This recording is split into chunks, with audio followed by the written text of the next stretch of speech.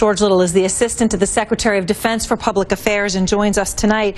And George, you know, obviously we know there are al-Qaeda elements fighting among the rebels in Syria. That's been a big part of the problem. How do you pull one group out from another group?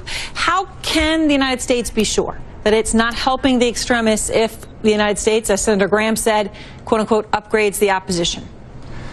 Erin, thank you for having me on tonight. It's been an imperative of the United States to engage in strong diplomatic efforts with the Syrian opposition to talk to them on a regular basis, and that's been a big push, especially by our State Department, and they've done a terrific job. So yes, we need to identify moderate opposition groups that can come together and become more cohesive and oppose the regime of Bashar al-Assad.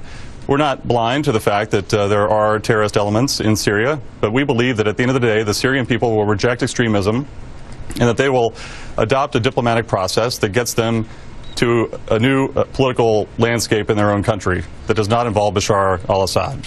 And the Secretary of Defense, obviously Chuck Hagel and John Kerry, are set to appear tomorrow, as you know, at the first congressional hearing in front of the Senate Foreign Relations Committee.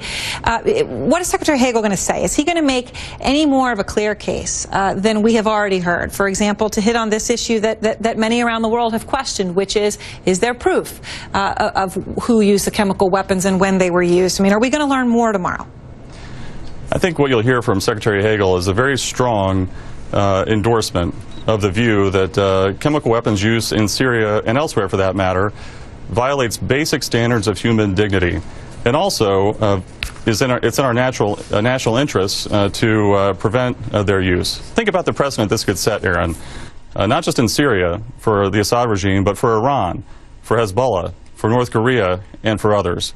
We're deeply concerned about the precedent that if we don't act, that others may believe that they might be able to use chemical weapons against their own innocent populations in the future. And when you say you're deeply concerned about the precedent, you know, it's pretty clear where you stand on that front. But what if Congress, now that it's, you know, the president has given them this opportunity to vote, what if they vote no? So in that case, it would sound like what you're saying is he should still go ahead with strikes, that he says he has the right to do without their approval. He's just being polite to ask for it. But if they vote no, he needs to go ahead with it, else he sets the wrong precedent for Iran and others. Well, with respect, Erin, I take issue with some of your question there. This is not this is constructive engagement with the Congress. This is not a mere fig leaf process. We're working closely with them. As Secretary Kerry said yesterday, he thinks that Congress will pass the authorization to use force, and the Congress will do the right thing.